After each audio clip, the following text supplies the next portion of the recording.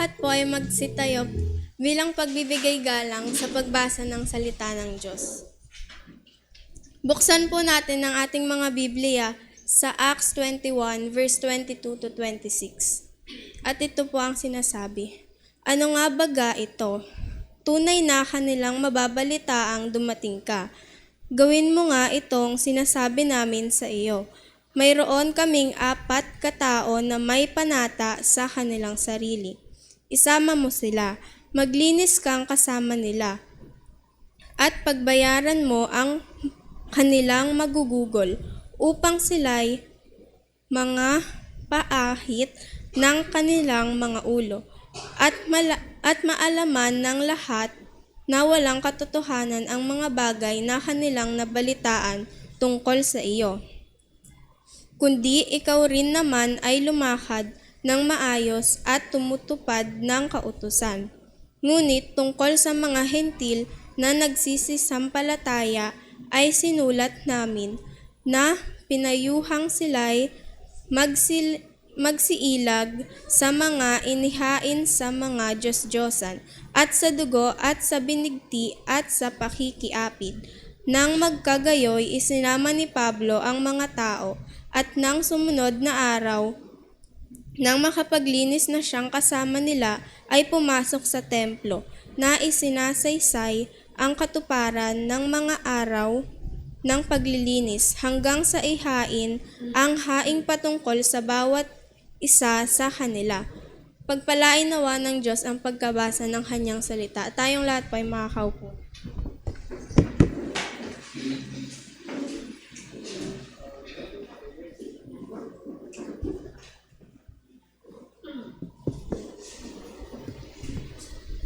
Amen. Praise God for the reading of the Word.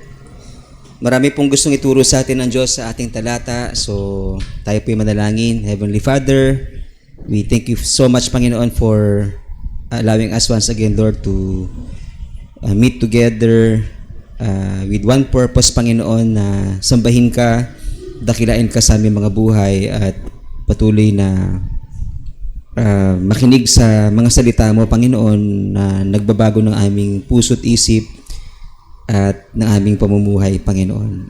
Salamat po sa pagtuturo na gagawin mo sa amin ngayong mga oras na ito sa pamagitan ng inyong lingkod.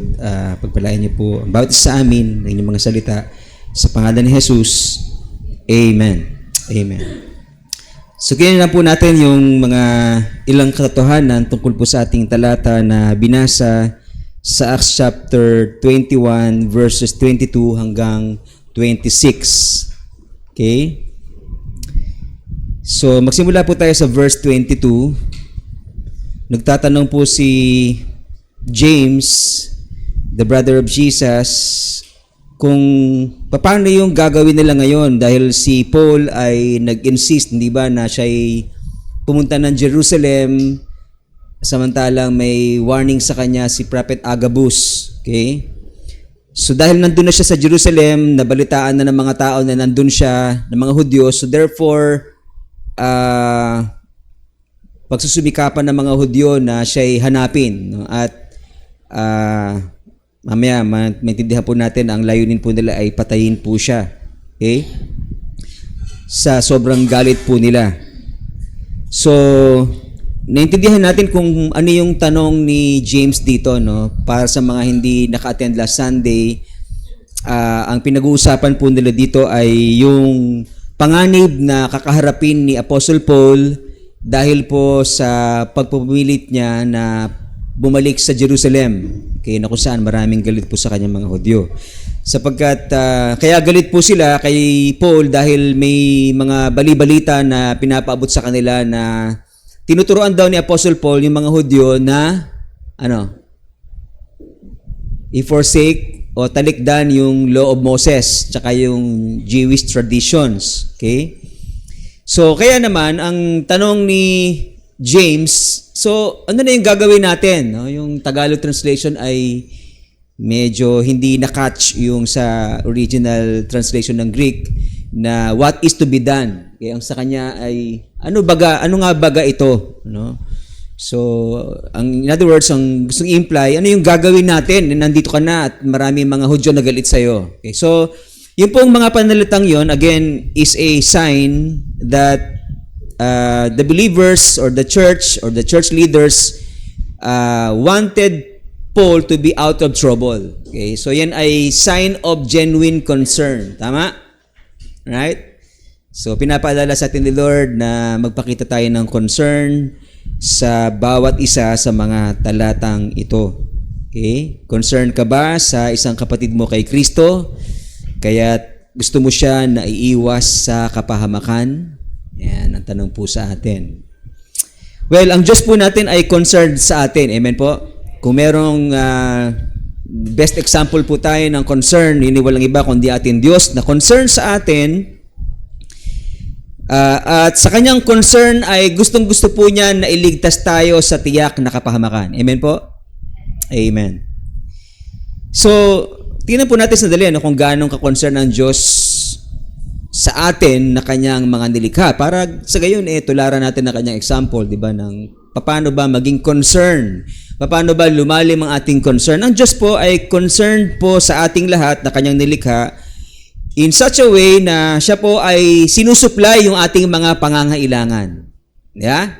Yung ito pong natural resources, no, bago pa po niya likhain si Adam and Eve, ano po ang ginawa niya? Bago niya likhain ang tao, lumikha muna siya ng kailangan ng tao. Hindi yung nilikha mo niya na yung tao, tsaka niya binigay yung kanilang pangangailangan. Mahirap po yun, di ba? Bawat ikaw muna yung nilikha ng Diyos, walang hangin, paano ka mabubuhay, di ba? Binigay niya muna lahat yung kailangan ng tao, pagkain, bago niya nilikha yung tao. So, doon makita po natin yung concern ng Diyos. Kaya, kung tutuusin, dapat wala sa ating magugutom. Bakit? Nandito na yung natural resources na kailangan natin para mabuhay. Amen po? O yung hangin na lang, di ba, ay sign na ang Lord ay binibigyan ka hanggang ngayon ng kailangan mo para mabuhay. Pinapagaling ka sa iyong mga karamdaman. Because God is concerned for your survival. Okay? God loves you and He cares for you. Okay? Kaya lang tayo nagkukulang dahil yung pag-hoard ng mga natural resources, di ba? Marami sa atin ay maraming lupa, hindi man lang mabigyan yung wala, di ba? Or maraming pera pero hindi mabahaginan ng iba, di ba? So, parang andyan na lahat yung mga kailangan natin kung tutuusin, pero ba't may naghihirap pa rin? Yung iba naman, of course, ay tamad, di ba? Or sila po ay may pagkukulang din somehow sa kanilang uri ng pamumuhay, no? Kaya po sila nagkukulang. Pero tutuusin ng Lord sa kanyang concern sa atin, nandyan na lahat yung kailangan po natin. Amen po? Kailangan na lang po natin ay maging masipag, magtulungan, para na sa gayon, walang sino man ang magutom sa atin. Ang Diyos din ay concerned sa atin sapagkat siya po ay nagbibigay ng warning signs. Ano yung warning signs ng Diyos? Parang yung kay Agabus, di ba? Prophet Agabus, ano yung warning sign ng Diyos kay Paul? Di ba? Tulad ng mga propeta, ginawa ni Prophet Agabus yung usual na ginagawa ng prophets. Ano yun? Yung ina-act out kung ano yung mangyayari sa'yo. So, anong ginawa ni Agabus? Kinuha niya yung sinturon ni Paul, tapos tinalian niya ang kanyang sarili, tapos sabi niya, ganito ang mangyayari sa may-ari ng sinturon nito. So, yun ay prophecy at warning kay Apostle Paul para hindi na siya pumunta ng Jerusalem. At pinipigilan siya ng mga kapatiran sapagkat concerned din, hindi lang ang Diyos sa kanya, kundi ang mga kapatiran. Pero tinuring ni Apostle Paul to at ganun din na rin ng mga believers na mangyari ang kalooban ng Diyos sapagkat pinipilit ni Paul ang kanyang naisin. Right? Pero ang Diyos ay nagbibigay ng warning signs. Okay? May warning sign ang Diyos kay Adam and Eve, no? At sa lahat ng tao na ano yung warning sign ng Diyos? Ang kabayaran ng kasalanan ay kamatayan. Di ba?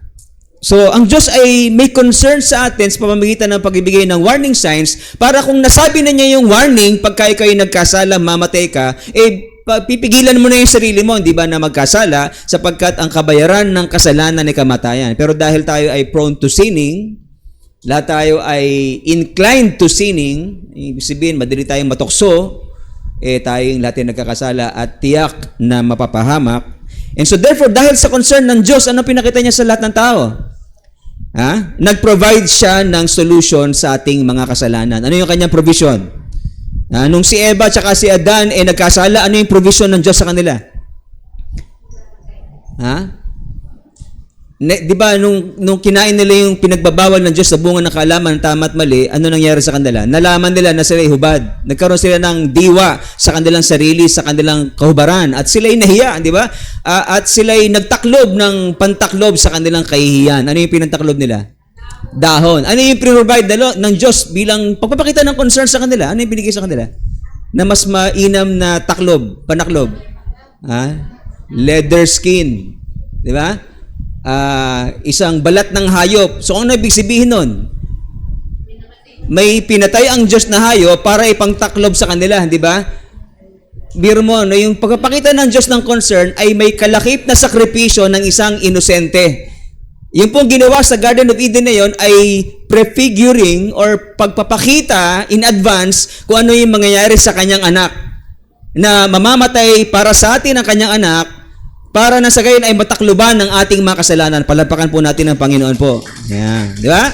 Yun ang concern ng Diyos sa atin. Yung pantaklob na ginagawa natin sa mga kasalanan natin ay mabuting gawa o kaya ay anumang mga ritual na ginagawa natin para matakloban nating mga kasalanan, pero hindi makakatulong ang lahat ng yon. Ang pantaklob sa ating mga kasalanan ay walang iba kundi ang pinrovide ng Diyos sa solusyon sa ating mga kasalanan na ang kanyang anak na si Jesus na siyang namatay para sa iyo at para sa akin upang mabayaran sa pamagitan ng kanyang dugo ang ating mga kasalanan. So si Lord, di ba, ay concerned sa ating lahat. Sabi mo sa katabi mo, God is caring. God is caring. God cares for you. Yan pala, maganda. No? God cares for you. Yeah. God loves you so much at hindi natin kinakailangan pagdudahan yon sapagkat pinakita yun ng Diyos sa tatlong paraan. Di ba? Warning signs, natural resources, provision sa ating mga pangangailangan, at provision para sa ating mga kasalanan. Praise God. So ngayon, mula sa example ng Lord, paano naman natin ipapakita yung concern sa bawat isa? Si James at ang mga church leaders ay concerned kay Apostle Paul. Paano natin ipapakita yung concern sa ating mga magulang? Paano yung papakita yung concern sa ating mga anak, sa ating mga kapatid sa pananampalataya? How do we show our concern to others? Number 1, give warning signs. Amen? Magbigay tayo ng warning signs. So, paano ginagawa po yun? Paano gagawin yun? Siyempre, pagka alam mo ang ginagawa ng kapwa mo masama, anong warning signs sabihin mo? May sinasabi ng scripture, di ba? Alam mo ba, kapatid, na kapag ka nagpatuloy ka sa kasalanan, sinasabi na ba na kasulatan, tayo ay mapapahamak. Huwag mo lang sabihin, ikaw ay mapapahamak. Parang ini-exclude mo yung sarili mo. Tayo ay mapapahamak. Okay? So, warning sign yon para hindi niya na ipagpatuloy na siya'y mabuhay sa kasalanan sapagkat may danger ng kamatayan na kanyang kakaharapin kung siya'y magpapatuloy. Amen po? O kaya sa mga practical na mga pagpapayo, di ba? Sapagkat may mga kapatiran tayo or kaibigan tayo na nangangailangan ng payo, pinapayuhan natin sila ng payo ng mga warning signs. Kapag ka ginawa mo yan, ito yung mangyayari sa'yo. Gusto mo ba yun? Pagka hindi ka nag-aral, ito yung mangyayari sa'yo. Pagka hindi ka nagsipag sa pag-aaral, maaring maputulad ka sa ibang mga mabababa ang kanilang kinikita. Di ba? Sapagkat hindi sila nag-aral mabuti. Kaya hindi sila ma-promote sapagkat mababa yung kanilang mga pinag-aralan dahil hindi sila naging diligent sa kanilang pag-aaral before. So you are giving a warning sign as a concern to your brother kapag ka ikaw ay nagpapayo, di ba? Tama? In fact, yun na pinaka-best na payo, hindi yung ikaw parang boss kung magpayo, di ba? Kundi ipakita mo lang sa kanya kung ano yung kahihinatnan ng kanyang desisyon. Mga mabuting kahinatnan tsaka yung mga hindi mabuting kahinatnan para mag-isip-isip naman siya at siya ay, di ba, magpigil din sa mga bagay na hindi kalooban ng ating Panginoon. Paano kayo magbigay ng payo? Nagbibigay ba kayo ng warning signs sa inyong mga kinakausap? Diba? Okay, so let's give warning signs.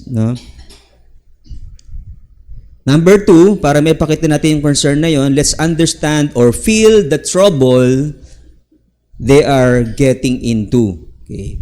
May mga si Paul, di ba? Na-sense nila James yung trouble or yung kapahamakan na pwedeng mangyari sa kanya sapagkat nandun na siya sa Jerusalem. Alam nila James na maraming galit kay Apostle Paul. Libo-libo yung mga pwedeng magkakasabwat na galit sa kanya. So, alanganin yung buhay ni Apostle Paul doon sapagkat alam ng mga disciples kung paano mag-isip yung mga Hudyo na pagka law ang pag-uusapan na parang tinuturuan ng mga tao, ng iba ang mga Hudyo na i-forsake ang law of Moses. So nanganganib ang buhay ni Apostle Paul. Nafi-feel yon ng mga disciples, no, yung mga kapwa niya believers. Okay? Naiintindihan nila James si Paul. Ikaw, naiintindihan ba yung kapatid mo kapag siya'y nasa trouble? May pagsubok yung nakinakaharap ng kapatid mo sa yung pananampalataya. Naiintindihan mo ba siya? Nafi-feel mo ba? Ginamit ko yung salitang feel. Ang mga Amerikano mahilig dito, I feel you. Diba? Ang ibig sabihin doon, naiintindihan kita. Alam mo yun, di ba yung sinasabi nila na kung gusto mo maintindihan yung tao, suot mo yung sapatos niya. Di ba? Get into his or her shoes. Di ba? Ibig sabihin nun, you feel her, you feel him. Nararamdaman mo yung bigat ng kanyang damdamin. Yun po yung tinatawag na empathy. No, hindi lang siya sympathy, kundi empathy. No, nafe-feel mo siya. I feel you. No? Alam ko yung bigat ng suffering mo. Alam ko yung bigat ng nararamdaman mo. Alam ko yung kahihinatnan mo dahil nandito ka. Yung sinasabi nila Apostle James. No? So, ito po ang kailangan po natin para po maipakita natin yung lalim ng concern natin sa bawat isa. Let's feel one another. No? Hindi yung feeling mo lang, yung iniisip mo, nasaktan ako. Paano naman yung damdamin niyan? Di ba din siya nasaktan? Di ba? So, let's feel one another. Para sa gayon ay makita natin yung concern ng bawat isa sa ating lahat. Okay? Number 3, anong gagawin natin para ipatay yung concern sa ating kapatid? Pray and suggest solutions. Diba? Pwede naman tayo mag-suggest din solution. Pero pag-pray natin yon, yung mga solusyon na yon, para na sa gayon, maging maayos yung kahihinatnan ng buhay ng ating kapatid sa bagamat siya nasa alanganin o may problemang mabigat. Okay? Mamaya malalaman natin na yung prayers o yung suggestions ng mga church leaders through Apostle James ay hindi naging effective. Okay? Hindi naging okay yung result. Hindi naging positive yung result. Okay, mamaya ma-emphasize po natin yan. Sinabi ko to kasi hindi lahat ng solutions natin ay pwedeng positibo ang resulta, kaya mahalaga na manalangin tayo at humiling sa Diyos ng tamang solusyon sa mga problema ng ating mga kapatid na kung saan tayo ay nagbibigay ng payo. Okay? Hindi lahat ng payo natin successful, no, yung kanyang result, no, or outcome, no? Sapagkat hindi natin talaga alam ang pinakaplano ng Diyos sa bawat isa. Minsan nga, di ba, nagpipray na tayo sa mga may sakit, pero eventually, after some time, bigla na lang siyang kinuha ni Lord sapagkat hindi pareho ng kaisipan natin, ng kaisipan ng ating Panginoon. So, but nonetheless, mahalaga pa rin na magpayo tayo ng mga tamang payo sa ating mga kapatiran or solusyon sa problema ng ating mga kapatiran. Number 4, offer help. Minsan, hindi lang makakatulong yung payo, no? Kundi tumulong din tayo tangibly, no? Yung maaring financial, maaring yung accompaniment, no? Yung company, yung company mo. Ibig sabihin, pagka may problema siya, yung presence mo, di ba, ay malaking tulong para ma-sense niya yung concern na yon na pinapakita po natin. Alam niyo, minsan, kahit alam na natin to, ilan yan? 4, warning signs, understand or feel the trouble na nangyayari sa ating kapatiran, mag-suggest, manalangin ng mga solutions, magtumulong. Minsan, di ba, pagka may problema tayo, parang feeling natin alone pa rin tayo, no? Parang wala tayong kadamay. Parang gano'n, di ba? Pero alam natin to. Alam natin na pagka may nakita tayo, may problema yung kapatiran po natin, ito na agad ang gawin natin. Pero minsan parang feeling mo pa rin, no? Parang alone ka. Parang wala pa ring nakakaintindi. Parang wala pa ring magpayo sa iyo o tumulong na malutas yung problema mo, di ba? No? Kasi minsan nakakalimot talaga po tayo. So, magandang reminder po sa atin ng Lord ito na let's show a genuine concern sa bawat isa po sa atin. Iba kasi sa atin, minsan din, tinatago yung problema niya, patawa-tawa lang, may problema pala. So, hindi natin nasa-sense na may problema siya, di ba? Although, minsan talagang mahalata mo kasi tulala, di ba? Tapos, magagalitin, may problema pala yung pagka ganon. So, dapat, let's feel the person. Ba't ka nagagalit ba? Tapos sasabihin niya na, tala mo kasi may problema talaga ako kasi na kaya ako nagagalit sa'yo. Ganyan. So, nagkakaintindihan po tayo. Right? Ang good news, alam nyo, kung mangyari man na parang feeling mo wala pa ring tumutulong sa'yo, parang mag-isa ka pa rin sa problema mo, ang good news, hindi ka iiwan ng Diyos. Amen po? Hindi ka pababayaan ng Panginoon. Palapakan po natin siya. Okay? Sa verses 23 hanggang 24, tingnan po natin.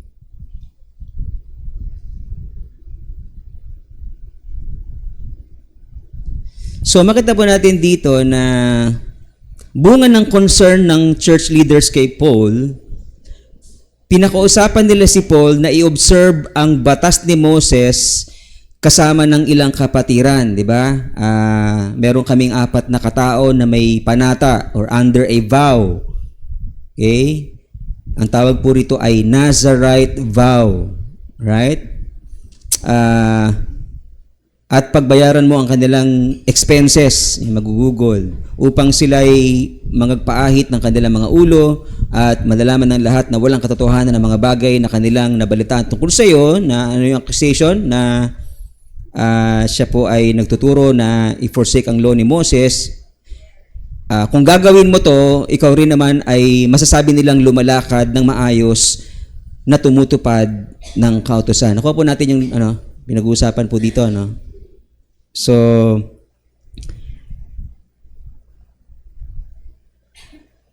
itong ino-observe nilang batas na to ay Nazarite vow, although limited. Kasi kung babasahin niyo po yung sa Numbers chapter 6, makita po natin doon yung dapat na requirement pagka ikaw ay gagawa ng isang Nazarite vow.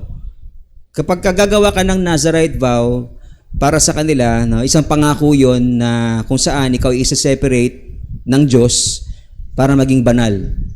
Okay? Para sa Kanya. Maring merong isang commitment na kailangan mong gawin. Yung iba, di ba, nangako sila, nagkaroon sila ng panata. Yung iba sa mga nabasa natin sa Book of Acts, nagkaroon sila ng panata, nagpa-fasting sila para patayin si Paul. Biro mo yun, no? Isang commitment yun. Yeah? Kasi, kaya nila gagawin yan dahil doon sa kanilang zealousness sa law ni Moses. Lahat ng sino man na ilalayo tayo doon sa batas ni Moses, karapat dapat mamatay para sa kanila. Kaya nangangako yung iba na may mga grupo na nangangako na papatayin nila ang mga lingkod ng Diyos. Okay, dahil akala nila ay winawalang bahala natin ang batas ni Moses. Okay, so ganyan yung Nazarite vow. So may mga binanggit doon na dapat walang wine pagka meron ka Nazarite vow, walang iniinom na vinegar na galing sa strong drink, no? Or grapes, hindi ka kakain ng balat man ito, buto man ito, etc. Okay? At sa Acts chapter 18 verse 18, makita natin na inobserve din ito ni Apostle Paul, yung vow na yon. So hindi talaga dapat akusahan si Paul na anti-law or hindi siya inililid niya yung mga tao na i-forsake ang law of Moses. Gusto ko maintindihan natin to para alam natin kung paano ito i-apply po sa atin. Tingnan niyo yung sa Numbers, no? Ito yung maganda, sa Numbers chapter 6 verse 8. Sa lahat ng araw ng kanyang pagtatalaga or yung vow, ay banal siya sa Panginoon. Okay? So, isipin niyo mabuti yung verse na yan. No? Kung gagawin ni Apostle Paul yung batas ni Moses tungkol sa Nazarite vow, ano yung mangyayari sa kanya? Ano? Sa lahat ng araw na yon, kasi may number of days na ikaw ay i-consecrate, okay, bilang isang tumutupad sa batas ni Moses in terms of Nazarite vow. Okay? Sa mga panahon ngayon na ikaw ay ino-observe mo yung Nazarite vow, ituturing kang banal sa Panginoon. Ano gagawin ng mga tao sa iyo kung itinuturing kang banal sa Panginoon? Hindi ka gagalawin, di ba? Ang ganda ng plano, di ba? Ang ganda ng plano. Susundin niya yung batas ni Moses para ipakitang hindi siya yung tipo na tinuturuan yung mga Hudyo na i-forsake ang law of Moses kasi gagawin niya yun, di ba? Ginagawa niya nga actually sa Acts 18:18. Okay?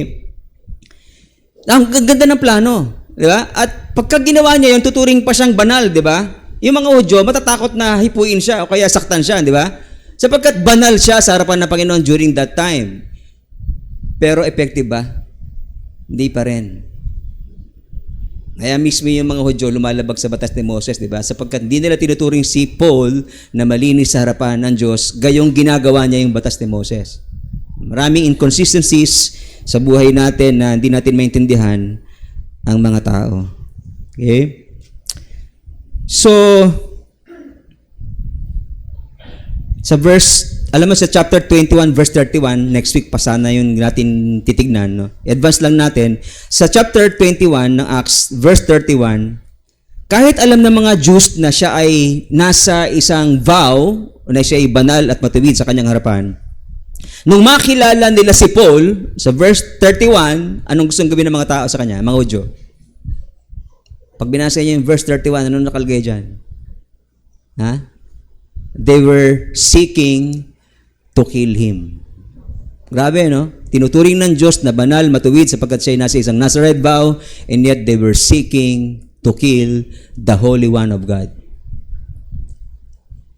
Grabe, no? Sila rin mismo ay inconsistent in following the law of Moses. Yung sinasabi ni Lord, di ba, kung bago ka humatol sa iyong kapwa, tignan mo muna yung gatahilan sa iyong mga mata. Yung muta, gatahilan, di ba? Hindi lang muta yung dinescribe ni Jesus, kundi gatahilan. Malaking lag na nakaharang sa mata nila or natin. Na minsan, di ba, humatol tayo sa kapwa natin, pero tayo rin naman merong pagsuway na ginagawa sa Diyos. Right? Pero siyempre naman, ibang usapan yung pagdidisiplina. Sapagkat kung lahat tayo ay may hanapin butas, hindi na tayo magdidisiplina. May didisiplinahin pa rin. Kataon lang na nauna ka, di ba? May susunod naman na didisiplinahin rin kung merong karapat-dapat silang pagdidisiplina. Okay? So ano yung gusto nating makita rito or gusto ituro ng Lord sa atin? Tignan nyo, ha? Ang isang well-consulted solution ay hindi palaging siguradong effective. Ayan yung principle. Sister Cheche, na principle yon. Okay? Di ba, no? Kasi akala natin, kung mag-isip tayo, laging tama yung ating solusyon, di ba, yung plano natin. Pagka ako nagpayo, sigurado yon. Tawagin mo lang ako sigurado yung sasabihin ko sa iyo, maniwala ka. No? Itagaan natin sa bato para magano pa tayo magsalita minsan. No? Pero, itong sila James ay, di ba, highly respected leader doon sa, at saka yung mga elders, leaders doon sa Jerusalem. And yet, yung kanilang napakagandang plano ay bigo pa din, di ba? Or payo ay hindi pa rin 100% sa kanyang success rate. So, ang isang well-consulted solution ay hindi palaging siguradong effective. Tignan nyo yung hindi ko alam kung kayo mapag-observe sa Bible, no? Pero tingnan niyo yung pagbayaran mo ang kanilang magugugol sa kanilang pangangako, yung vow, no? May babayaran kasi. Kasi kapag ka-research niyo po yan, ayon sa mga Bible teachers, tinuturo ng mga rabbis, ano yung rabbis? Yung pag nakagat ka ng aso, di ba? Yung rabbis, iba yun? Ay, hindi. Iba yun. Mga guro. Tinuturo ng mga guro ng Israel, rabbis ang tawag sa kanila, na isang great honor ang magbayad sa Nazarite vow. Okay? So may documented po yan ng mga Bible na mga rabbis no, na unfold or na uncover ng mga Bible teachers. Okay? Sa panahon nila, itong mga New Testament times, pagka ikaw ay nag-Nazarite vow, tapos nagbayad ka pa, it's a great honor, no? Tuturing kang parang kumbaga sa mga estudyante ay nasa honor roll ka, di ba? Mataas ang tingin sa iyo kasi nagbayad ka para sa Nazarite vow. Okay? So nagbayad si Paul. Nagbayad si Paul para ituring ng mga Hudyo na siya ay dapat na i-honor. In-honor ba siya? Hindi, di ba? Meron din silang patakaran na minsan parang hindi rin nila ginagawa, no? Hindi nila tinototoo. Kaya ingat tayo sa mga patakaran natin, dapat totohanin natin, di ba? Mga rules. So, maling-mali, di ba, yung mga Hudyo, no? Maling-mali sila na wag nating tutularan sa ating buhay. In other words, ang well-consulted yung solutions nila Apostle James at kasama niya mga elders para ma-appease yung galit ng mga Hudyo, pero hindi naging effective ang kanilang solution. Bakit? Ba't sa palagay nyo? Ba't di effective? Pwedeng mag ano yan, di ba? Pwedeng may sense yun at may 100% probability kung tutuusin, di ba? Pero ba't hindi nag-work? Depende sa pagtanggap ng mga Hudyo. Bakit ba sila hindi na tinatanggap yon? Bakit? Matigas ang ulo, ano pa? Galit, napuno sila ng galit. Yun. Kaya bantayan nyo yung damdamin nyo, di ba? Baka mapuno yan ng galit, hindi na kayo marunong umintindi. Yeah? May hirapan ka na umintindi pag puro punong-puno ka ng galit sa iyong puso. Saan nagsisimula yon? Unang pagkakamali, di ba, na hindi pinag-usapan. Meron ka ng grudges. Pangalawang pagkakamali, hindi pinag-usapan. Madadagdagan yung grudges. Pangatlong pagkakamali, hindi ka na, hanggang dumami kasalanan, punong-puno ka na ng galit. Kasi hindi ka nakikipag-usap. Yeah? Ay pagka pinausap mo, baka magalit. Yung takot na yon nagdulot ng galit sa'yo. Sinong panalo? Sinong talo? Di ko rin, di ba? Panalo yung diablo sapagkat napuno ka ng galit dahil ayaw mo makipag-usap dahil sa iyong mga katuwiran. Alright? So ano yung gusto turo ng Lord sa atin dito? Katotohanan? No. Ano? Kapag puno ng galit ang isang tao, ano mangyayari sa kanya? Mahihirapan siyang kumbinsihin ng iba. Right? So, dahil sa galit ng mga tao, kaya napahamak ang sinumang biktima ng galit, katulad ni Apostle Paul. Kasama na yung mga sama ng loob na ating kinikimkim. Medyo negative, di ba, yung tinuturo sa atin. Pero nasa Bible yon, no? Sabi ni iba, dapat pagka magturo ka, dapat positive lagi. Eh, nasa Bible, paano man dituturo yun, di ba? Para magbigay ng warning sign, di ba? Concern yon sa pagpapakita ng concern yon sa atin ng salita ng Diyos na huwag tayong magkimkim ng sama ng loob. Kasi pag puno na yung sa loob, ano mangyari? Eh, Felix? Ha? Ano sabi ni Fernando po? Ha? Pag puno na yung sa loob, kakalusin na. Sumasabog ang ating damdamin. Okay?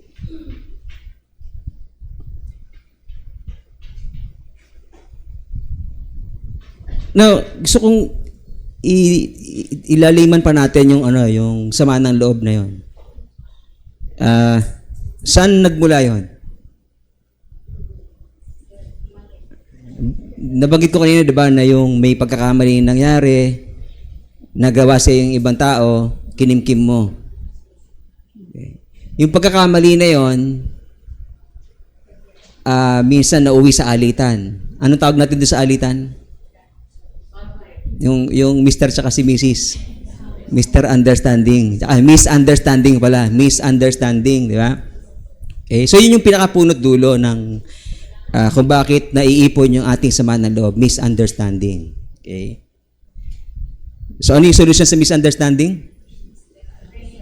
Ha? Mr. Understanding? Ano solution sa misunderstanding? Pag-uusap. Last week, yun yung ating pinag-usapan, di ba? Pag-usapan kung ano yung dapat pag-usapan para sa gayon malinawan yung both sides, di ba? Hindi lang yung isa ang ginagawa kasi natin madalas, pag may problema tayo sa kapatid, kinakausap natin yung ibang tao, hindi naman makapagpaliwanag doon yung isa, di ba? So, magkakaroon ng kampihan. Right? At problema yung malaki sa pamilya, sa pagkakaibigan, at sa iglesia. Kaya pinapaalala ni Lord sa atin to para tayo ay mawarningan na gawin natin ang kalooban ng Panginoon. So, ang solusyon sana para maalis yung sama ng loob na yon o maayos yung problema ay magpaliwanagan, mag-usap. Pero lahat ba ay bukas sa pakikipag-usap? Hindi, no? Lahat ba ay marunong umintindi? Hindi din. Okay, so, pag-pray natin na wag tayong maging ganon. Tayo ay makipag-usap at umintindi. Ang good news sa ito, no? Kung may iba na hindi ka maunawaan, sarado ang isipan nila sa paliwanag mo, ang Diyos ay naiintindihan ka. Amen po? Palapakan natin si Lord po. Okay.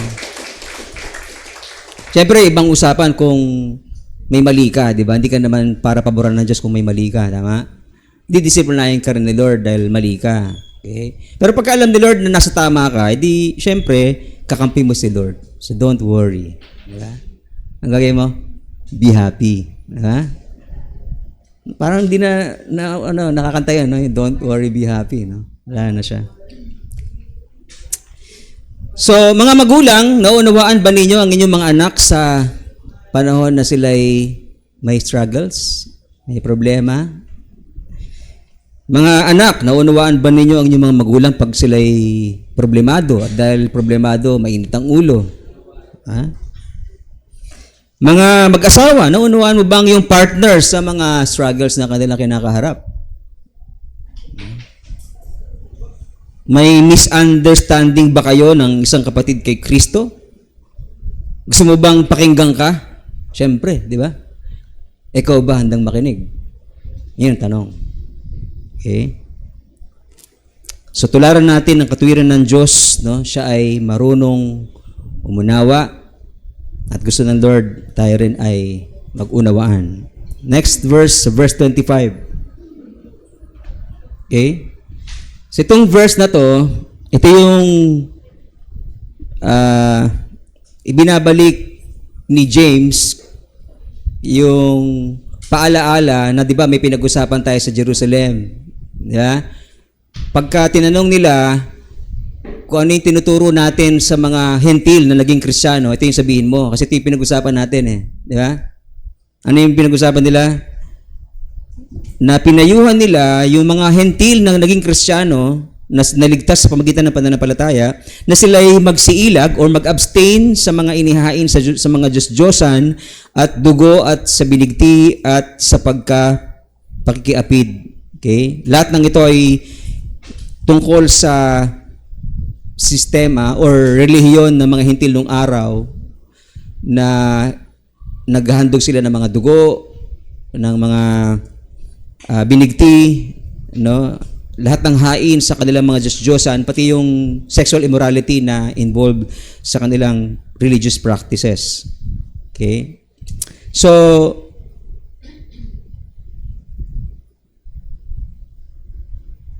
pinasabi to ni James para maging malinaw sa mga Hudyo na paalala mo sa kanila na kahit tayo, ikaw at ako, hindi nang tuturo sa mga Hudyo na sila ay i-forsake ang loob mo. In fact, di ba, sinabihan natin ng mga hentil na wag silang kumain sapagkat bawal sa atin yun. Nakanya yung point? So, pagka naintindihan nyo ng mga Hudyo, kung open lang ang kanilang pag-iisip, bukas lang ang kanilang pag-iisip sa paliwanag, di ba? Maintindihan nila na hindi talaga namin tinuturo na maging anti-law yung mga Hudyo or anti-Moses. Okay? May paliwanag sila eh. Meron silang pruweba ng paliwanag, ayaw lang makinig nung mga dapat makinig. Ba, no? Minsan ganun tayo sa problema natin. Kaya di maayos-ayos. May mga pruweba tayo, may mga pinaghuhugutan din tayo, meron mga dahilan tayo sa mga na hindi naman nila alam yon, no? Kasi hindi pa bababasa mo ba yung isip at puso ng kapwa mo para hatulan agad siya? 'Di ba? Kung ano yung bakit siya nagkaganon. Minsan kasi yung ginawa natin, di naman yun talaga yung sinasadya natin, 'di ba? Tayo, para sa atin, alam natin kung ano yung mali natin, alam natin yun na hindi tayo mali, pero hindi tayo maintindihan ng iba doon. Ganon din dito sa nangyari sa kanila. Na dapat maging bukas tayo sa paliwanag ng iba kung yun naman talaga yung kanilang nasa isipan. Di ba? Huwag natin agad silang hatulan na nagbabase lang tayo sa ilang mga napapansin natin pero hindi naman natin talaga kilala pa sila ng lubusan. Nagja-judge na tayo. Okay?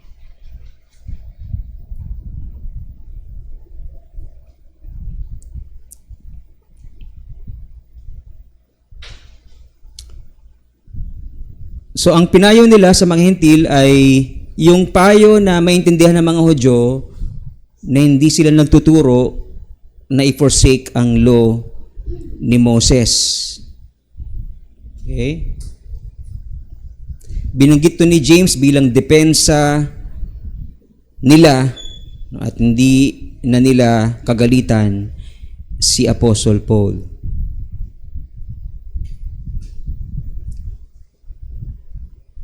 Kaya lang, hindi pa rin nakinig yung mga Hudyo. Hindi pa rin sila bukas sa paliwanag. Ayaw nila makipag-usap. No? Feeling nila si Paul ay rebellious at hindi dapat kausapin. Meron ba tayong ganong tendencies na ayaw na natin makipag-usap sapagkat basura na yung tingin natin sa ating kapwa? Pinapaalala ng Lord sa atin ito.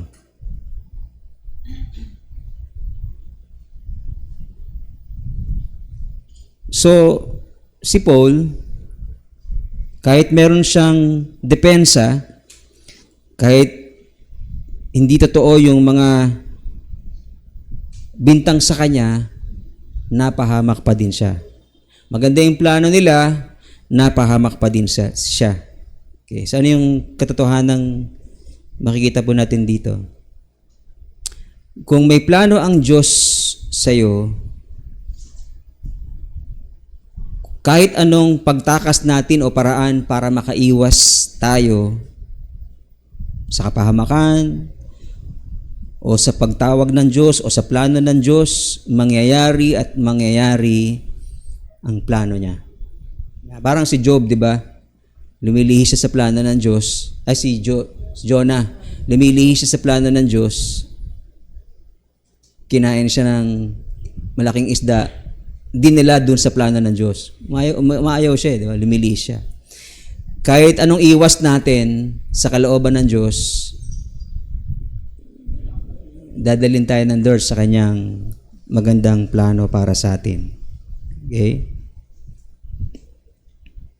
Kalooban ng Diyos na magbata ng hirap si Apostle Paul, kaya kahit anong magandang plano para hindi magalit ang mga Hudyo, hindi magwo-work yung plano na yon. May mga plano tayo minsan na feeling natin, parang palpak lagi yung plano ko. Kasi malayo yun sa plano ng Diyos para sa atin. Dito magme-make sense sa atin yung Proverbs chapter 16 verse 9. Ano sabi sa Proverbs 16:9? Ang tao ang nagbabalak, ngunit si Yahweh ang nagpapatupad. Yeah? Marami tayong balak. Ang gaganda, di ba? Pero hindi nangyayari kasi hindi yun yung direksyon ni Lord sa buhay natin. Balak ko sana mag-arkitekto, pero nauwi ako sa pagkatawag ni Lord. No? Pero maganda sana kung tinapos ko yun kasi matigas din ang ulo ko ng kabataan ako eh. Sana papirma-pirma na lang ako ngayon, di ba? Kasi may bayad na. Pero kahit pa paano, dahil napag-aralan ko, may mga benepisyo pa rin sa amin yun as a family. Nakakapag-render ako ng 3D design. So, may nagbibigay pa rin sa akin kahit pa paano, di ba? So, may mga plano tayo, may mga balak tayo sa buhay natin, akala natin magaganda na, wag tayong magbaka sakali. No? Kaya dapat dagdagan natin yung kanina sa how do we show concern to others. Dagdag natin yung rely upon God's will. Diba? Kasi maganda yung plano nila James pero hindi naman nag-work kasi may ibang plano si Lord. Mangyayari at mangyayari yung plano ng Diyos, so let's rely upon God's will. Kaya pagka hindi nangyari yung plano mo, magpasalamat ka kasi dinire-direct ka ng Lord sa isang mas magandang plano niya para sa'yo. Di ba? Nasunugan ka, hindi naman end of life na yon. Nagka-problema ka, hindi end of life yon. Merong magandang plano si Lord na gagawin sa isang sitwasyon na parang hindi maganda para sa'yo. Kaya nga yung text message dati, di ba, na uso, God can turn a mess into a message. God can turn a trial into a triumph. Di ba? Kasi si Lord ay may perfect knowledge kung ano yung pinakamagandang plano niya para sa buhay natin. Or, paano ba dapat mabuhay nang hindi lumilihis sa plano ng Diyos? So kung may plano ako na hindi pala yun ang plano ng Diyos, paano ko mabubuhay na hindi lilihis dun sa plano ng Diyos? Yung lalakaran ko pa rin yung magandang plano niya sa buhay ko. Paano ba yun?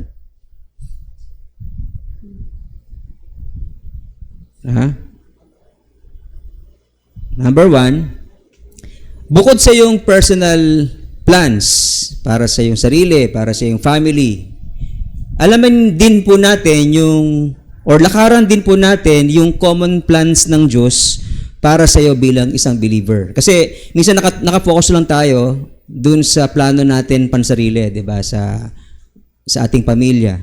Ito yung plano ko para sa family ko. Paano naman yung sa church? Paano yung plano ng Lord sa iyo bukod sa pamilya mo? Ha? Okay. May pamilya si Apostle Paul pero may plano si Lord para sa kanya, para sa iglesia. May plano si Lord sa kila Peter. Sila Peter, may asawa. Si Paul, wala. Pero bukod sa plano ni Lord, nila Paul, nila Peter sa kanilang family, may plano rin si Lord para sa kanila as believers na nagpagamit sila kay Lord. Diba?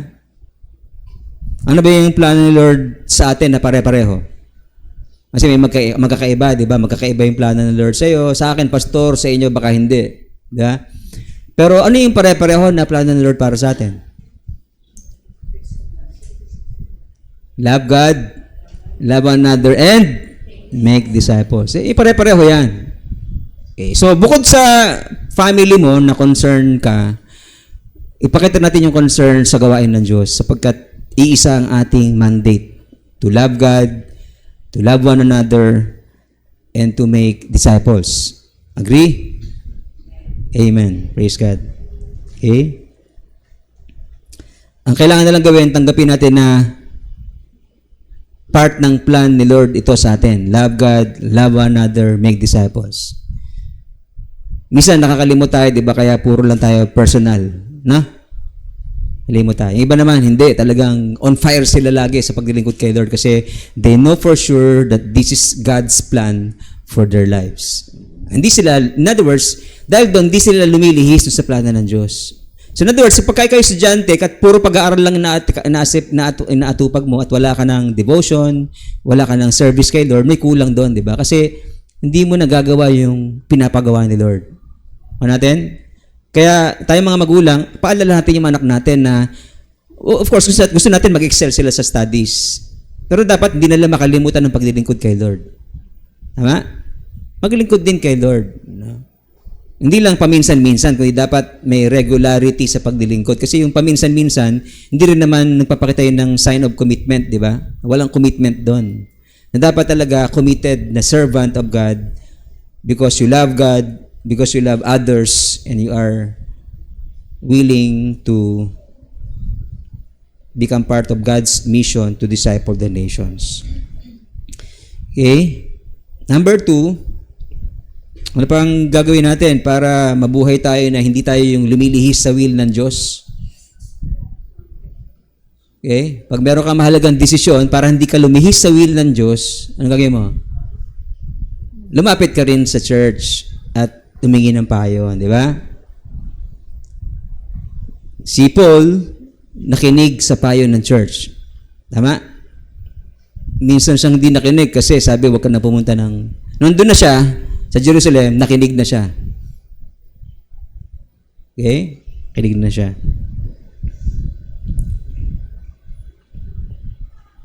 So, tanong sa atin, kanino ka nahingi ng payo sa mahalagang desisyon mo sa buhay? Kanino? Kay Lord agad? Ano sabihin sa'yo ni Lord? Magbasa ka ng Bible para malaman mo. In other words, yung ibang nagbasa ng Bible, pwede mong malaman. Di ba? Doon natin nakukuha sa Bible yung sagot. Si Lord, pag nagsalita sa'yo, laging sa Bible yan, in line with His Word. Tama? So in other words, yung ibang nakakaalam ng Word, pwedeng paghinga ng payo. Tama? Kaya lang, sino nilalapitan natin? Yung mga walang alam sa Word. Kaya ano yung papayo sa'yo nun? Makamundong payo. Diba? Kaya may nagpapayo na, sige, mag-iwalay mo na yan. Sige, sinaktan ka ba? Tara natin, balikan natin. Ganun mga payo, no? Diba? Palaban, diba? Pasugod. Okay?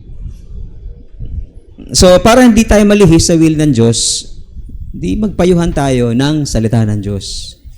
Huwag yung pananaw ng mundo. Diba? Lilihis ka nun. Pagka ikaw ay nakinig sa payo ng mundo, makamundong payo, malilihis ka sa kalooban ng Lord. Ha? Ano pang gagawin natin para hindi tayo malihis sa will ng Diyos? Kung matawid ang payo ng church sa'yo pero hindi nag-work, magtiwala ka sa ultimate plan of God. Hindi lahat ng pwedeng ipayo ko or ipayo ng isang sino man sa atin ay mag-work. Katulad ng nangyari kay James. Pero, isipin lang natin na ang Lord may ultimate plan for your life. No. So, hindi tumugma yung guess ko or yung analysis ko ayon sa Word of God kasi may ibang plano si Lord na dapat niyang isagawa. Okay? Verse 26. Verse 26. So dito po sa verse 26, makita natin na ginawa na ni Paul yung plano, di ba? Sinunod ni Paul yung payo sa kanya ng church. Okay? Pag sinabing church, yun yung church leaders, church members, kasi sila James ay church leaders. Pero pwede rin naman sa mga church members, di ba? Pag hindi alam ng church member sagot or payo, magandang payo, di i-repair ka ng member dun sa leaders ng church na malalim sa salita ng Diyos. Okay? So si Paul, makita natin dito na sinunod yung payo sa kanya. Ang payo sa kanya, may 4 kaming member dito ng church, sumama ka sa kanila kasi na nasa right vow sila. Para malaman nila na sumusunod ka rin sa batas ni Moses, na mali yung kanilang yung reports sa kanila ng mga naninira kay Paul. Okay? So, in other words, marunong makinig si Paul sa church. Ulitin natin marunong makinig si Paul sa church. Para kanino yung katotohanan to? Palagay nyo. Simple lang yung katotohanan, pero para kanino yan? Sa mga hindi nakikinig sa church. Mensahe ng Lord sa kanila yan. Ha? Sabi mo sa atin, mabuti nila, nakikinig ako sa church. Ayan. Ayan. Church. Kaya lang, anong church yun, di ba? Anong church? Kasi may mga church na pareho ng mga Hudyo, yung mga zealous sa law. Di syempre, doon ka nila dadalhin sa zealousness sa law. Diba? Sa strictness doon sa rules. So, depende sa church din minsan, pero basically, tayong lahat ay nagpapayo ng mula sa mga katotohanan ng salita ng Diyos. So, makinig sa church. Okay? Yan yung principle. Si Paul nakinig sa church. Ang principle, makinig ka rin sa church. Ganun tayo kumukuha ng binibigyan ng Lord ng enlightened common sense sa text. Okay? Yan yung kanyang enlightenment sa atin. Yung, truth na gusto niyang ma-draw out natin sa text na to. Sumunod din naman tayo sa church or makinig. Diba? Sabi ni Lord, di ba? My sheep listens to my voice. Paano yung girls? Ay, hindi pala. My sheep listens to my voice. Ibig sabihin, sa tinig niya. Diba? Asa ba yung tinig niya? Nasa salita ng Diyos, diba? Sa Bible. So tayo nakikinig sa salita ng Diyos, sa salita niya. Okay?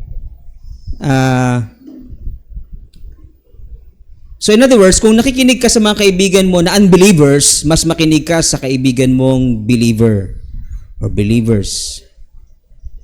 Kung dati ay nakikinig ka sa influence ni Satan, ngayon ay itakwil mo siya at makinig ka kay Jesus sa pamamagitan ng kanyang salita. At siya ay nangungusap, si Jesus ay nangungusap sa pamamagitan ng Biblia.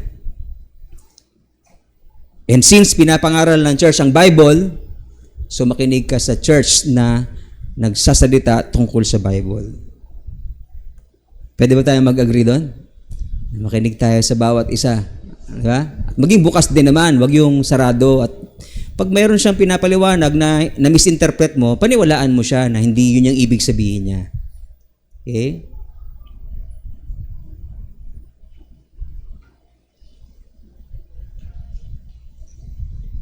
Number 2, makita natin dito na sinunod ni Paul ang batas ni Moses. Diba?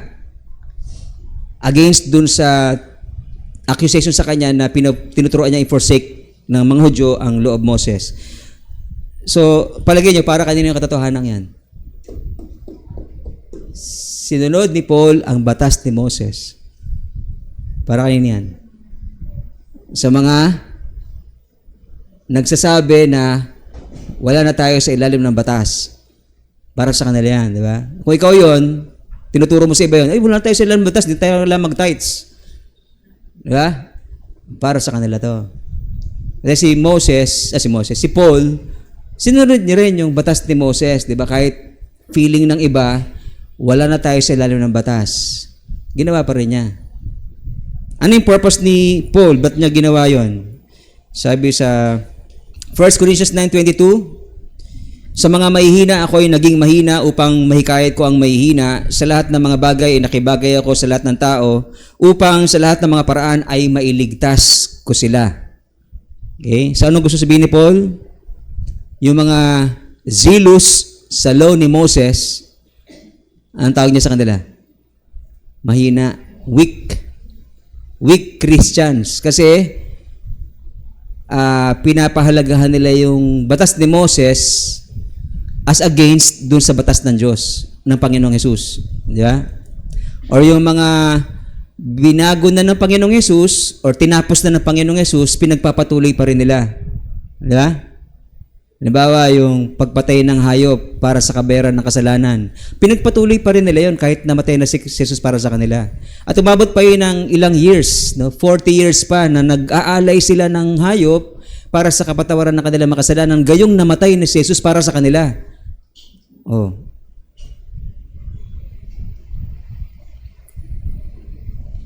Kaya naman, gusto ni Apostle Paul na mag-compromise sa ilang mga batas ni Moses para nang sa gayon mawin niya yung mga nasa ilalim ng batas. Nakikibagay siya, hindi para mag-compromise lang at paratangan na siya ay compromiser na Christian, kundi para iligtas niya yung mga nasa ilalim ng batas o maligtas man lamang yung mga iba na strict sa laws. Okay?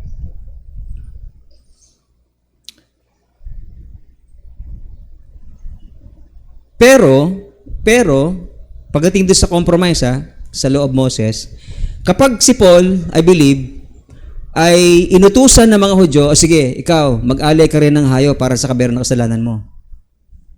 Gagawin niya, hindi.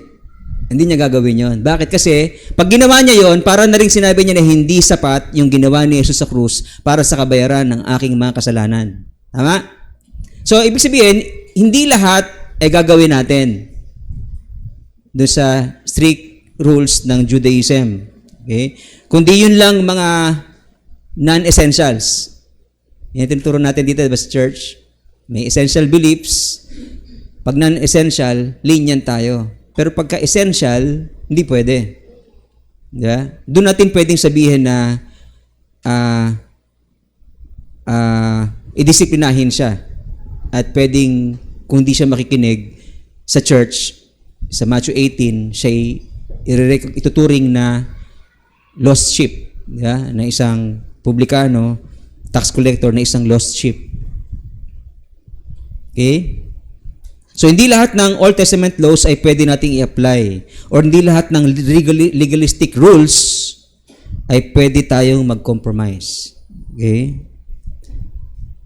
At since kabilang tayo sa mga hentil, hindi natin kailangan tularan ng zealousness ng mga Hudyo. Tandaan nyo na, hindi natin kailangan tularan ang zealousness ng mga Hudyo kasi mga hentil tayo. Kasama tayo sa mga hentil. Okay? At anong sabi ng mga apostol sa mga hentil? At dahil kinasihan ng Holy Spirit yung sinabi nila, ano yung hatol ng mga leaders sa Jerusalem tungkol sa mga hentil na naging mananampalataya? Pinagaan ng Diyos ang batas na dapat nating sundin. Ang mga zealous sa law ni Moses, 600, ilan yun? Mga nag-aral ng hermeneutics. Ilang laws meron sa Old Testament law or sa law ni Moses? 613 laws. Kapag ikaw ay zealous sa law ni Moses, sige, sundin mo yung 613. Tingnan ko kung magagawa mo yun. Pabigat, di ba? Kaya nga, ang conclusion nila sa Jerusalem Council, mismo yung mga ninunod natin nabigatan, tas di rin nila nagawa. Pati tayo, nabigatan din, di natin nagawa. Papahirapan pa natin yung iba. Kaya pinagaan ni Lord ang batas para sa atin. Kaya di natin kailangan gayahin yung mga zealous sa law ni Moses. Okay? Hindi natin kailangan gayahin yung kanilang strict rules. Kasi meron tayong simple rules. Ano yung simple rules na yun? Again, love God, love one another, and make disciples. In fact, pag ginawa mo yun, sabi ni Lord, pagka ginawa mo yun, magagawa mo na rin yung lahat ng batas kasi yung love God, love one another ay nakadepende ron ang law and prophets. Ibig sabihin yung Old Testament nakadepend dun sa love. Brother Toti, yan kanya advocacy. Nadagdagan niyo ng di ba, ng selfless, sacrificial, ano ba isa? Persistent na love for one another. Yan ang dagdag sa vocabulary advocacy ni Brother Toti, yung word na persistent love. Hindi agad-agad sumusuko. Okay? Sa pag-ibig. Pag-ibig.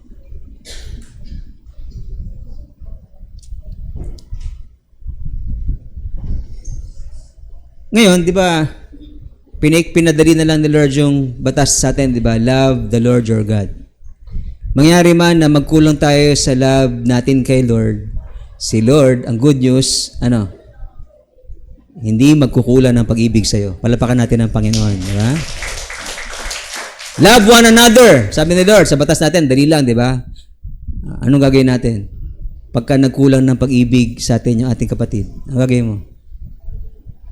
Wala kang magagawa, di ba? Love pa rin, di ba? Love one another. Kasi si Lord hindi nagkulang ng pag-ibig sa atin. Nagkulang ng pag-ibig sa atin yung ating kapatid. Ano gagawin natin? Yung love na naranasan natin kay Lord, extend sa Kanya. Love one another. Okay? Ito. Last na ba to? Last na. Okay. So, nang makapaglinis na siya, saan ba yun? Nang makapaglinis na siyang kasama nila ay pumasok sa templo. May mahalagang mensahe dito, alam niyo ba yun? Pumasok siya sa templo. Ano ibig sabihin nun? Di ba alam ni Paul na galit sa kanya yung mga Hudyo? Tapos papasok pa siya sa templo. Ano ibig sabihin nun? Hindi siya takot. Bakit hindi siya takot? Kasi wala siyang mali. Sino yung takot? In other words, makipagkita. Yung mga may mali. Yung mga ayaw makipag-usap, more or less may tinatago yun. Ayaw nila mabunyag.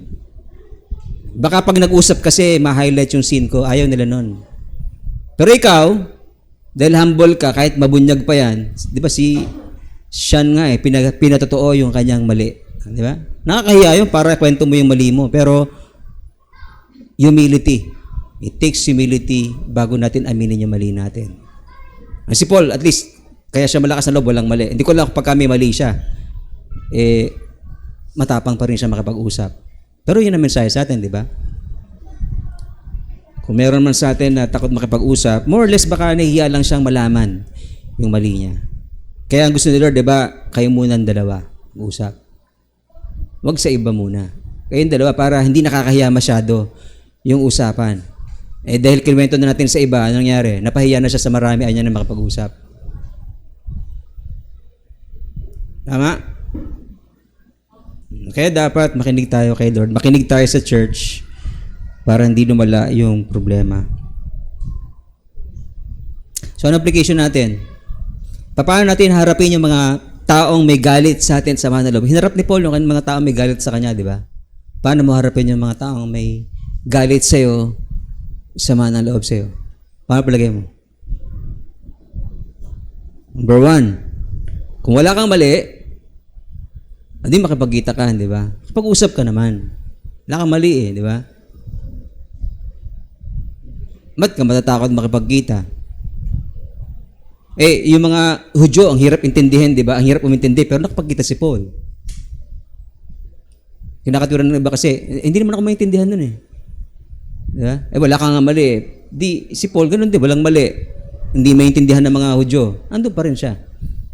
Sa pagkita. Para lang mawin kay Lord. Diba? Number 2, kung mali ka, ang gagawin mo?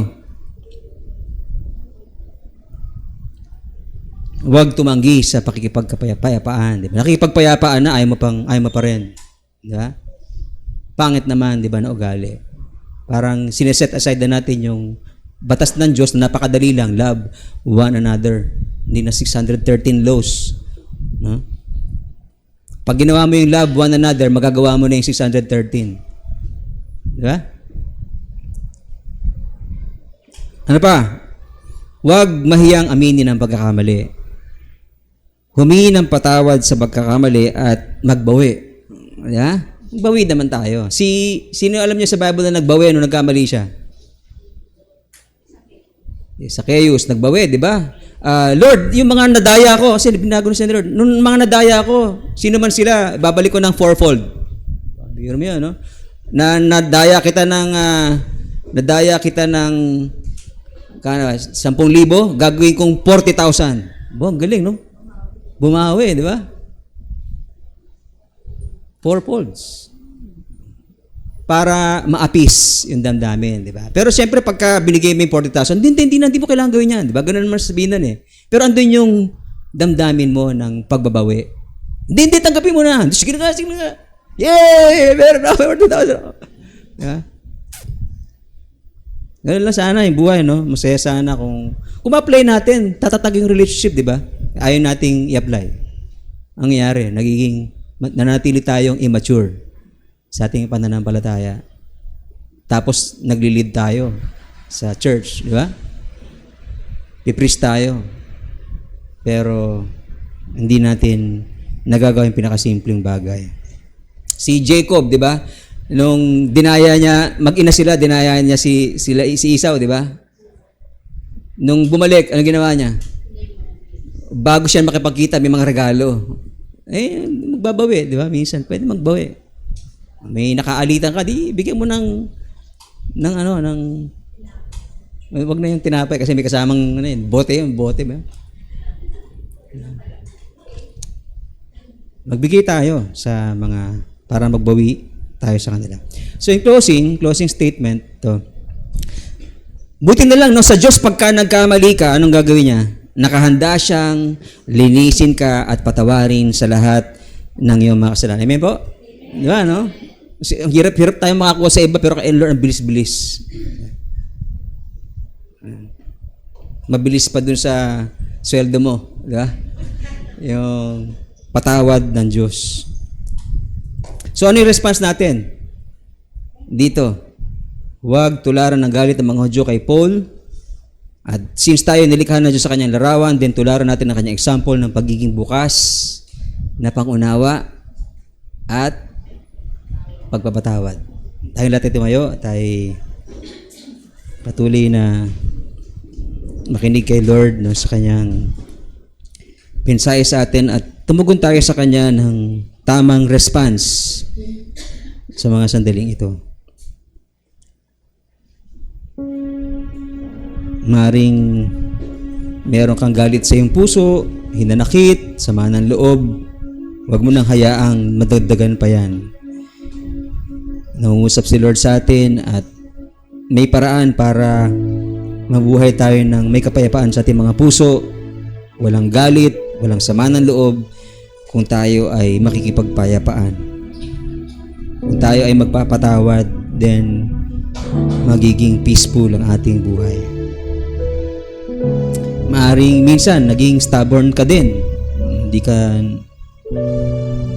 Hindi mo gustong makinig, ikaw lang ang gusto mapakinggan. Gusto mong patawarin ka pero kulang ka sa pagpapatawad. Well, nangungusap sa iyo ang Panginoon. Gusto ng Lord na tularan natin ang kanyang example ng malawak na pangunawa, marunong umunawa, at higit sa lahat, handang magpatawad.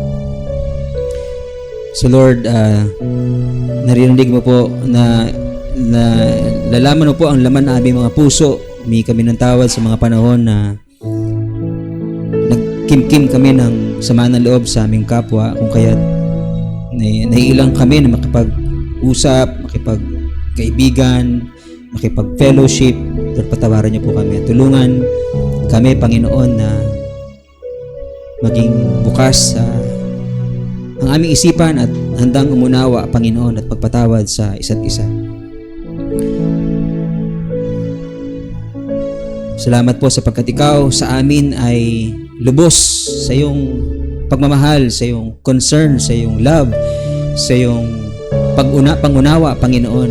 Handa kaming patawarin sa aming mga kasalanan. Salamat po, Panginoon, sa iyong kabutihan sa amin. Pinupuri ka namin, pinapasalamatan. Patuloy na paglilingkuran dahil po sa laki ng biyaya at habag mo sa amin. Salamat po na marami, Panginoon.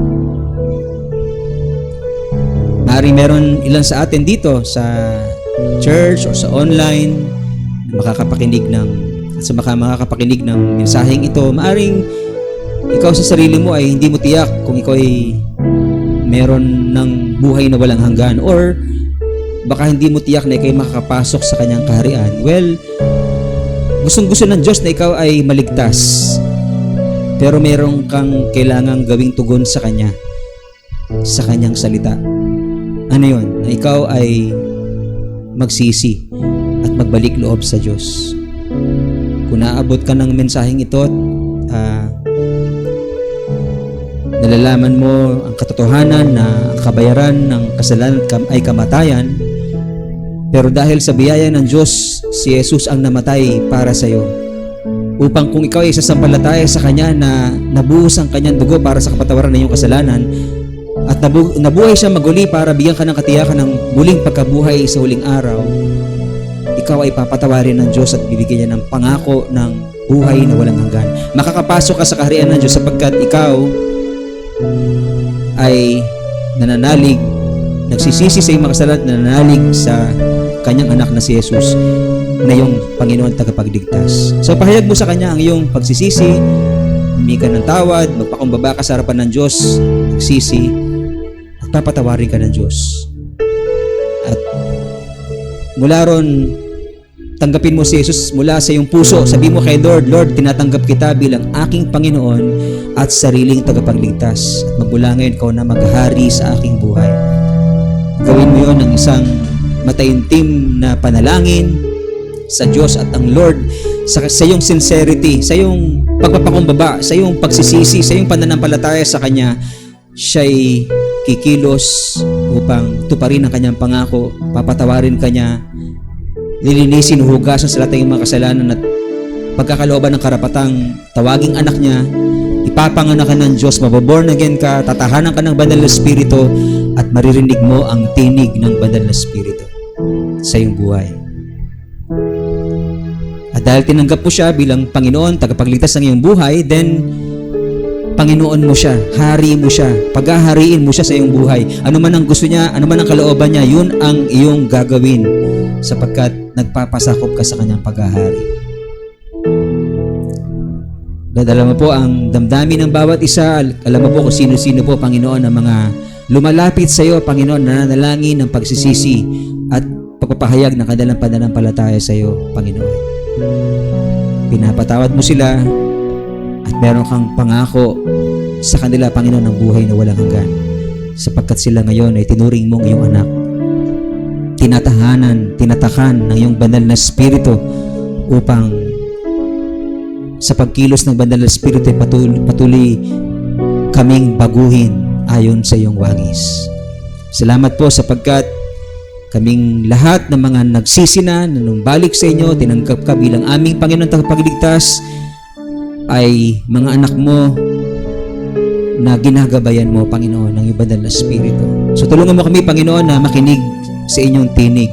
Tulungan niyo po kami na maging sensitive sa leading ng banal na Espiritu na nasa amin, na gumagabay sa amin sa lahat ng oras. Tulungan mo kami, Panginoon, na magawa yung nais mong gawin namin sa buhay, hindi lang para sa aming pamilya, sa aming sarili, kundi para sa iyong iglesia.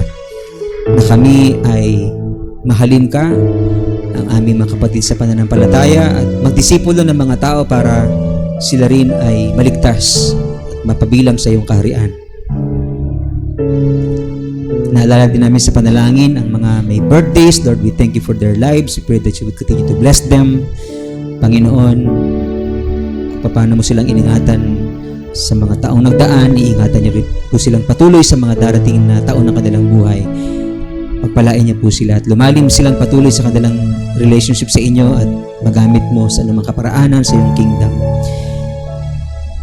We pray for those who are sick. Lord, in Jesus' name, we pray for your healing touch to be upon them. Panginoon, salamat po sa mga pinagaling mo. Salamat po dahil tumutugon ka sa aming mga panalangin. Salamat po, Lord, sa blessings mo ng healing. Thank you so much, Lord. We pray also for our brothers who are needy, Panginoon, sisters in the Lord, Panginoon, na may mga pangangailangan, material, Panginoon. Dali mo silang i-bless, Lord God, sa anumang kaparaanan, Panginoon. At kami din, hipuin nyo para makatulong sa iba't ibang kaparaanan sa mga nangangailangan, Panginoon. Dalangin po namin na magtulungan kami na magkaroon ng magandang kabuhayan ng bawat isa, suportahan ang mga negosyo ng bawat isa, tulungan ng iba na ma-rekomenda sa trabaho or magkaroon ng isang negosyo, Panginoon. Lord, dalangin po namin na sa aming pagkakapatiran, nakita po, Panginoon, ang pagtutulungan sa kabuhayan. We pray for our brothers and sisters in abroad, Panginoon. We pray that you would continue to bless them, Panginoon. Ingatan sila, lalo na yung mga nag-iisa sa hiwalay sa kanilang pamilya. Lord, ingatan niyo po sila at kung mag-comfort sa kanila, samahan niyo po sila, pagpalaing patuloy ang kanilang sambahayan. Maging sa amin na nasa Pilipinas, Lord, palain niyo po ang bawat pamilya po namin. Nakakatiwala po namin sa inyong lahat, Panginoon. Papasalamat sa gagawin mo sa aming buhay. At ngayon, Lord, once again, di kami magsasawang paulit-ulit na hilingin sa inyo. Puspusin niyo po kami na inyong Holy Spirit. In Jesus' name. Fill us now with your holy presence, Holy Spirit. Move your ways. Move your way in us, Panginoon. Kumilos sa buhay ng bawat isa amin para palakasin kami ngayon. Patatagin sa aming pananampalataya. Meron sa aming nanghihina, meron sa aming maraming mga kinakarap na pagsubok. Lord, we pray, Lord God, palakasin niyo po siya sa mga sandaling ito.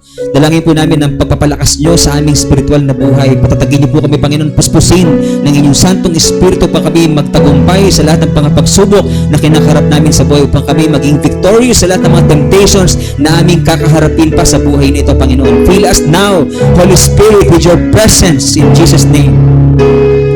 Palakasin niyo po kami, Panginoon. Patatagin upang makapapurihan ang iyong pangalan sa pamagitan ng aming buhay.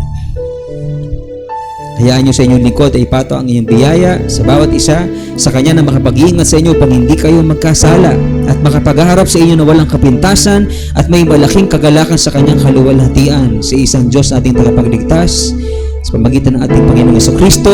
Sa Kanya ang kapurihan. Lord, yours is the glory, honor, Panginoon, yung kapangyarihan mula pa nung una, ngayon at magpakailanman. At ang lahat ng mga ng Diyos magsabi ng Amen. God bless everyone.